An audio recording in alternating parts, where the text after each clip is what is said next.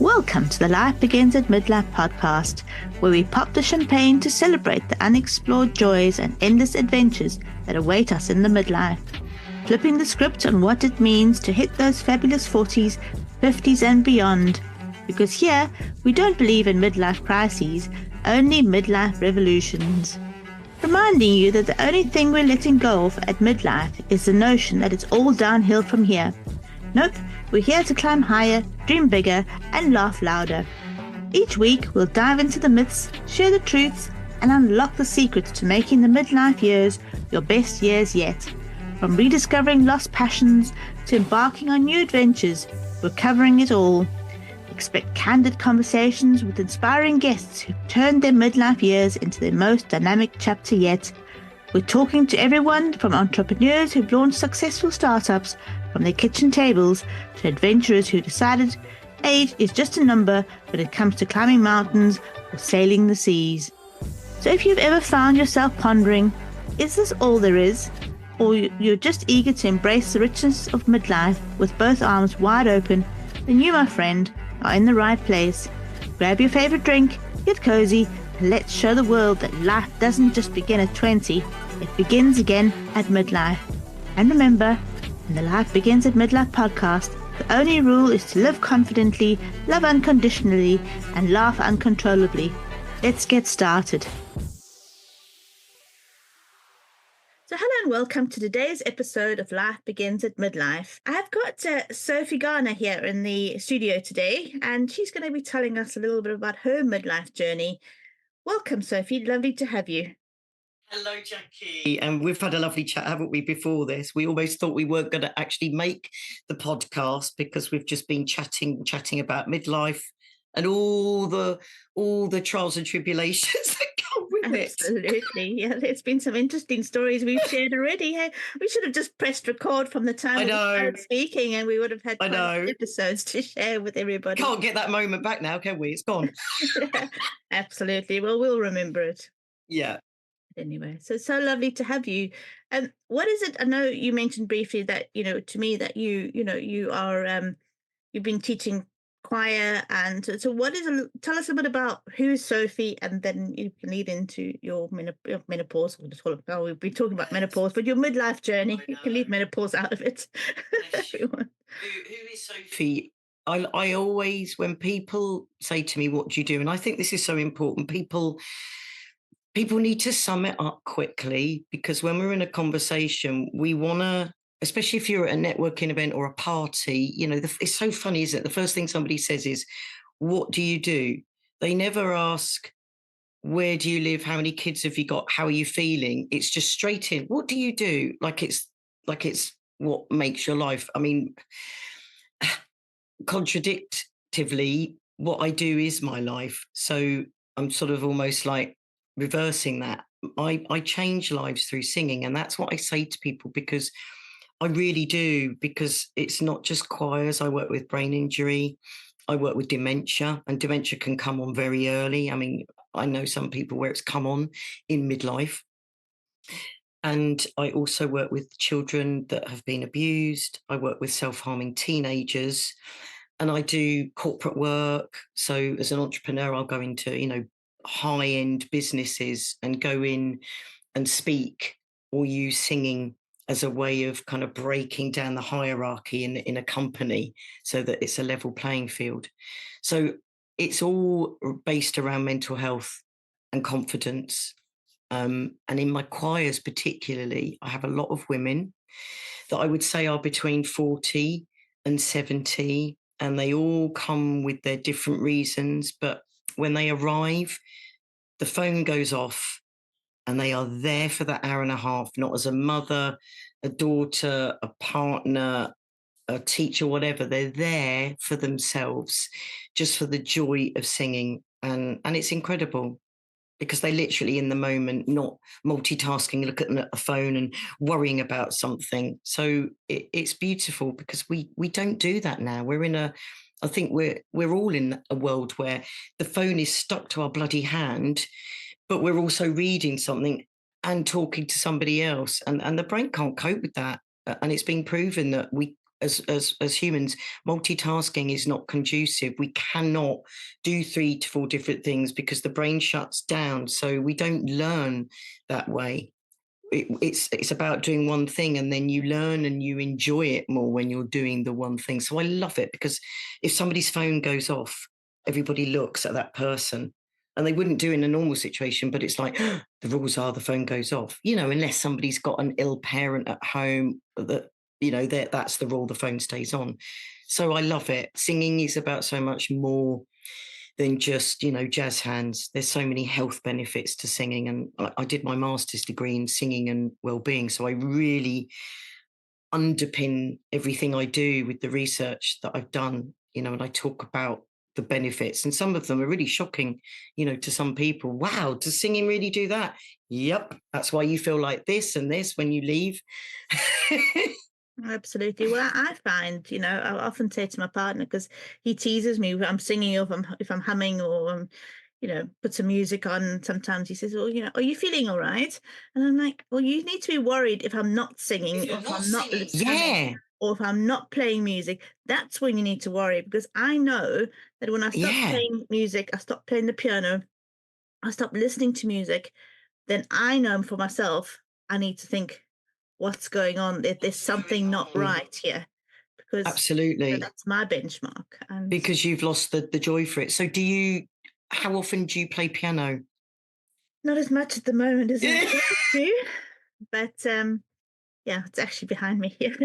Oh my goodness. And do you accompany yourself and sing? Will you sit there and do a Joni Mitchell and literally, will you sing? And if there's nobody else in the house, then maybe I would. But if I'm on my own, or if there's other people in the house, then no, I won't be singing. I'll be singing in my head, but I'll be playing the piano. And but I enjoy it, and I like drumming as well, as in djembe drumming and shamanic drumming and that sort of thing. So, are you part of do you go to a drumming group?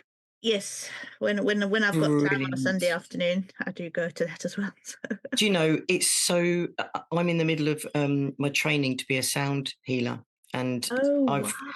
I bought my first sound bowl, beautiful Tibetan bowl with all different metals, when I was 20, and I've owned this bowl, and I knew it would be my calling, Jackie. And I qualify in September, and I've spent an absolute fortune on instruments. I've got my shamanic drum, which when you beat it, it's like boom, boom, and you really feel it in your heart. Absolutely. And you just go into like a trance state. And I've got my crystal bowls, and I've got my tuning forks, and there's something really visceral, isn't there, about the drum, and it feels very feminine. When I don't know if your drum circle's a mixture of men and women, but there's something quite tribal. And there's a book about the early shamanic women that drummed, and it's so interesting finding out about that. But it almost becomes hallucinogenic, because you get into this rhythm and you lose yourself, don't you? It's just, I love it. I can't wait to start running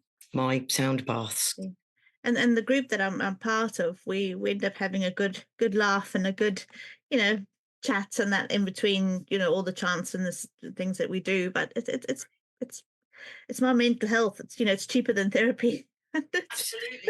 And again, you're in the moment. I mean, goodness, I can't imagine anyone being on their phone in the middle of a drum session. It would be, what are you doing with that phone on? I think I'd go mad if somebody did that, because it would be so disrespectful. You don't see a phone. The phones are in the handbags, in the bags. They're on silent. You don't.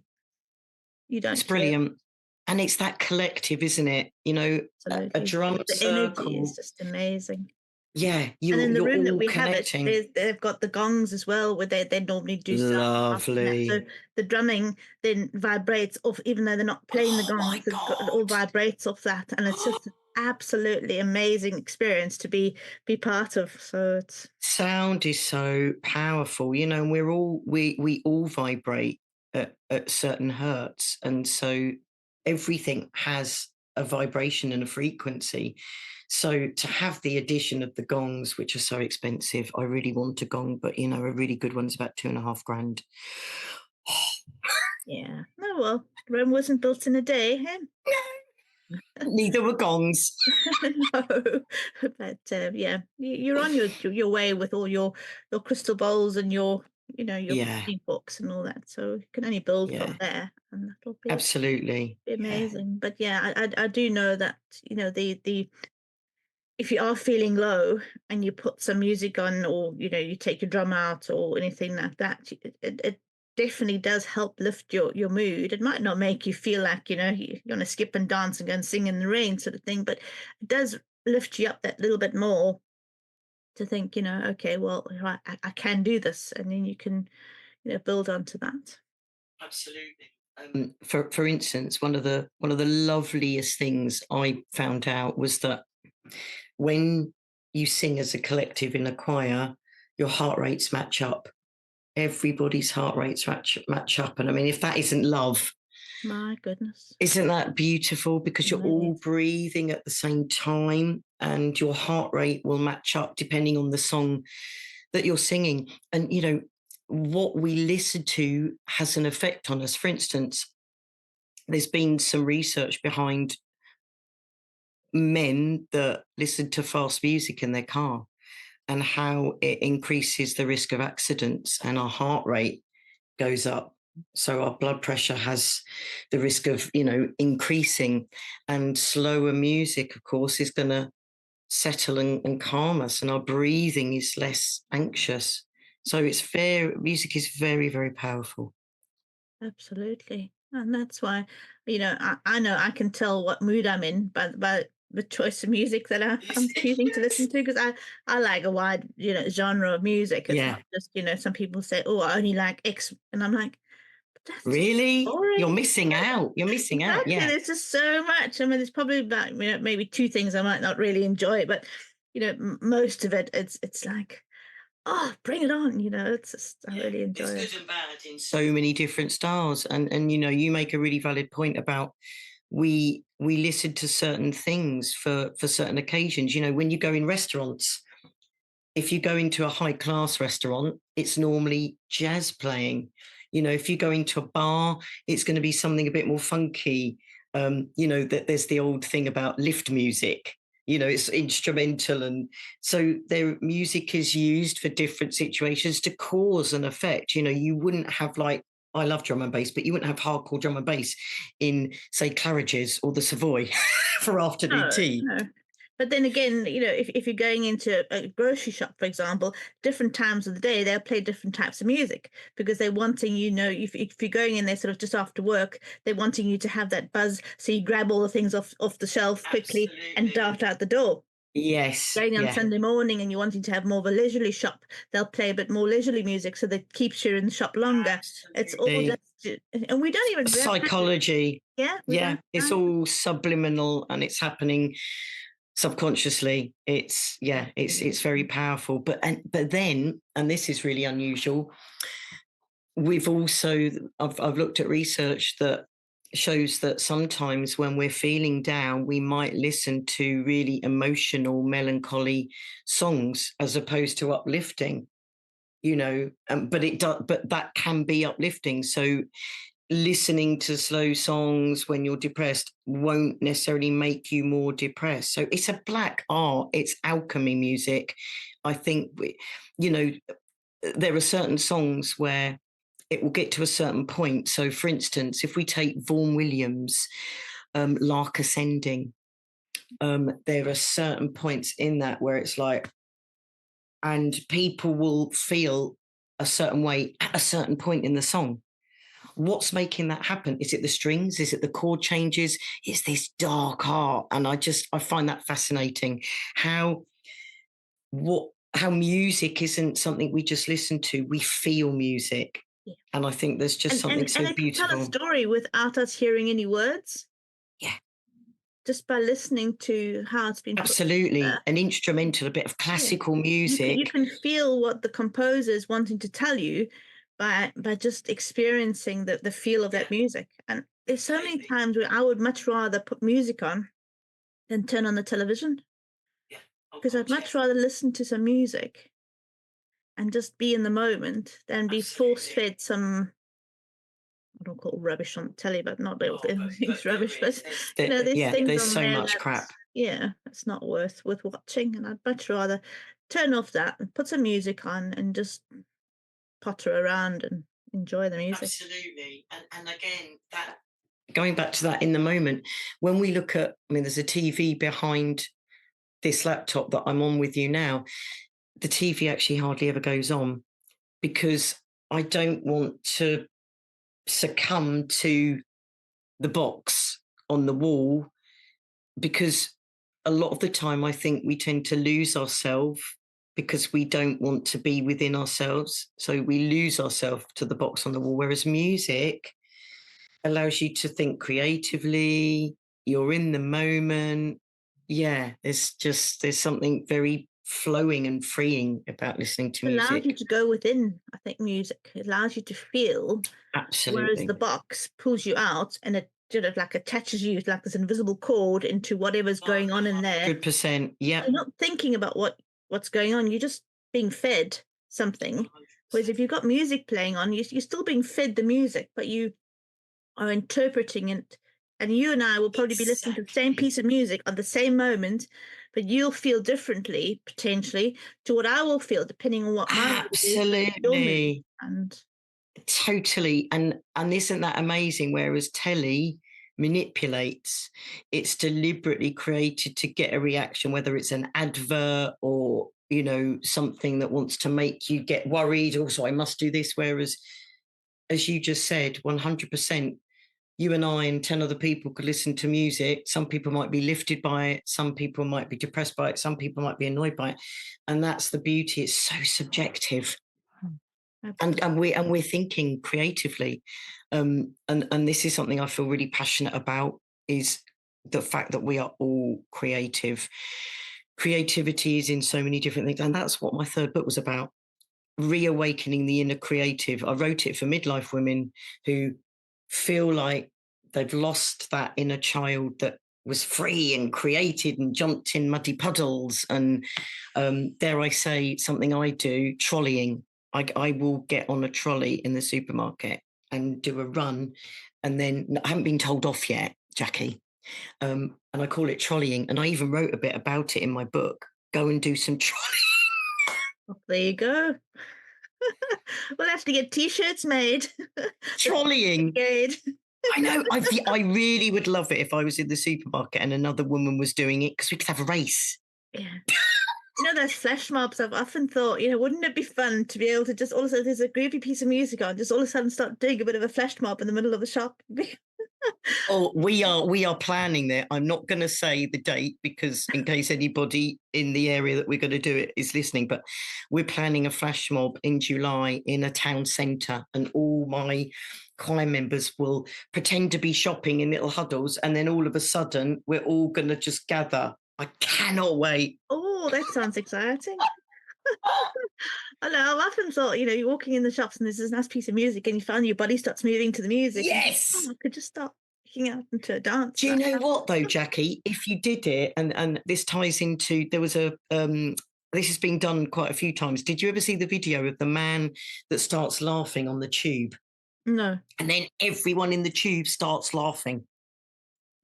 He's got this brilliant laugh, and the person next to him starts laughing because he's laughing. The whole carriage starts laughing, and it just becomes infectious. And I've also seen it. There's a video of this lovely little old lady. I don't know where it is, but there's a DJ, and she starts getting really groovy. And then all these people in their 20s and 30s start dancing with this little old lady. All of a sudden, there's a massive crowd, and it becomes like a club. And everybody, and I was just like, that little lady started that. It's Absolutely. Infectious. Yeah. A bit like when you're at a party and it's like, who's going to be first up on the dance floor? The classic. No one wants to dance now. No, I know. And I've been on so many weddings where I'm on stage with my band. I mean, I've literally done nearly like 3,000 weddings in my entire career of 35 years. And I'm looking, and we're all on stage thinking, for God's sake, somebody get on the dance floor. We're playing to nobody. And then someone will get up and all of a sudden they're like ants towards, a cake. They all just literally come on the floor because they're waiting for that person You to almost begin. need to It's hire funny. someone who's the dance starter. Yeah, they just come with the band and they just go on the floor What and do you do? start. I'm the dance starter. Not the fire starter, the dance starter. Absolutely. Brilliant. I love that. So yeah, going back to the being creative side of things, I know I used to run art, scrapbooking classes for adults way back when scrapbooking was trendy. Brilliant. And so many people would come to me and say, "Oh, I'm not creative," and I'd be like, "Come on, just take some paper, take some photographs, and let's just see." By the end of those 3 hours, they were like, "Wow, I've done this." I said, "Well, there you go. It just shows you. It's deep down inside. You've just put so many layers of your shoulds, coulds, woulds, and beliefs that everybody else has told you all your life. Yep. Just let that out, and just there are no rules. Just do what feels right." Absolutely. I love scrapbooking. I've got a craft room. It's my office stroke craft room, and I've got boxes of pens, stickers, decoupage, sheet music that I will use, and old book pages that I will tear, stamps, and you're smiling because I know you get it. And I love it. So for me, aside from singing, that's how I lose myself. I will go and I'll create a card for somebody, or I'll make a bookmark and put lace on it and a ribbon through it. And I love it because I'm in the moment and I don't know what's going to happen on that page. I'll put some music on and it just flows, and I'll be in there hours. And then, my partner, Paul, will go, we need to eat. And it'll be, how long have I been doing this? And it's lovely. And we are all creatives because when we get up and decide what we're going to wear in the morning, that's a creative decision. When we go and cook something, but we decide to add in something that we haven't done before, a herb, that's being creative. Going to the supermarket and deciding, oh, actually, I'm going to do that with that tonight. That's being creative. Decorating your living room and deciding on the cushions or the candles is being creative. And I think people are so hung up. They think it's dancing, singing, art, sewing, crafting, cooking. It's not. It's allowing you to be in the moment and going, I'm going to have a go at this. And creativity is about not knowing what's going to happen. That's the point. It's a new idea that you go, I'm going to put this down. I don't know where it's going to go. It doesn't matter what the result is, but I'm going to create something. Yeah, absolutely. And just enjoy the process. That's the thing, and see what unfolds, and not have a predetermined agenda that it has to look a certain way. It's like, oh, it doesn't have to. No, and it's yours. And that's the other thing. It belongs to you. It's the virgin piece of artwork. Just like, so when I get, whether it's adults or my brain injury clients or teenagers that have been self-harming, when I get them to write a song, I go, this is your song. You're not doing a version of someone else's. So there is no right and wrong. It's your song. You've created it. Absolutely. Belongs to you. And there's so much power in that. I've written this song. It's mine. And I'm the first to sing it. So anyone else that does it, they're covering it. So bloody powerful, Jackie. It's their gift to the world as well. To just their bit of energy they can share with the rest of the world. Absolutely, yeah. Amazing. It's as John Cleese once said, put a load of actors in the room and get them to play, and you'll see something like you'll get results quickly. Just let them unfold and work together. That's it. And that's where the greatest creativity comes. If you want problems to be solved, you need to create the space for people to be able to think out the box. Absolutely. Yeah, don't put them around a table. Gone are the days where it's, right, we're going to have a board meeting. I want you to come up with some ideas right now in the next hour and a half. That doesn't work. It might happen in the bath. Somebody once said everybody's had an idea in the shower, or for me, it happens in the car. When I'm in the car, I get a lot of my ideas for songs or for things I want to write about. And in the middle of the night, I might wake up as well.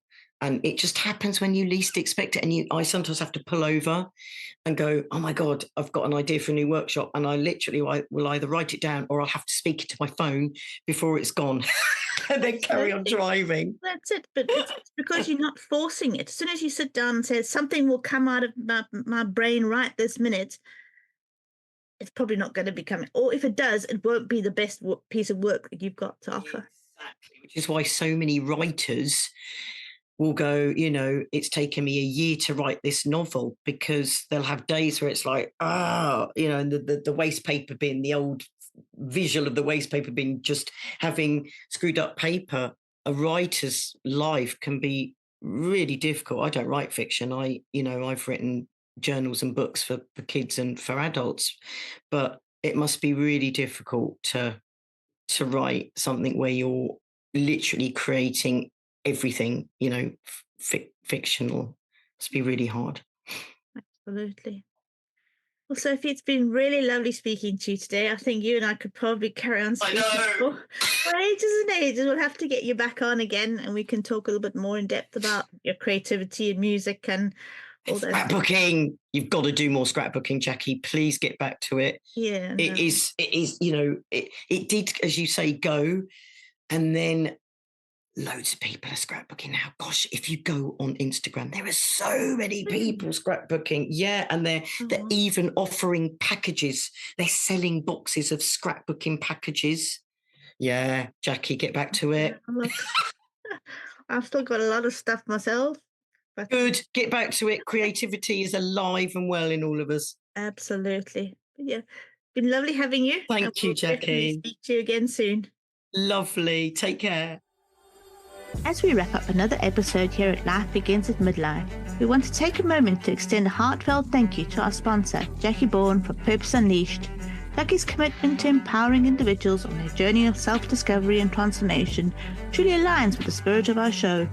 Whether you're navigating the challenges of midlife, seeking clarity on your next steps, or simply looking to live a more fulfilled life, Purpose Unleashed offers the guidance, tools, and support you need to turn your aspirations into reality. For those of you feeling stuck or at a crossroads, remember, it's never too late to redefine your path and embrace the life you've always dreamed of. Visit Purpose Unleashed website to discover how you can start your transformative journey today. Let Jackie be your guide to a more vibrant, purpose-driven life. You can find this link to the website in the show notes below. And to our listeners, thank you for tuning in and sharing your time with us. Remember, every day is a new opportunity to grow, to love, and to make a difference. Until next time, keep striving, keep dreaming, and keep listening.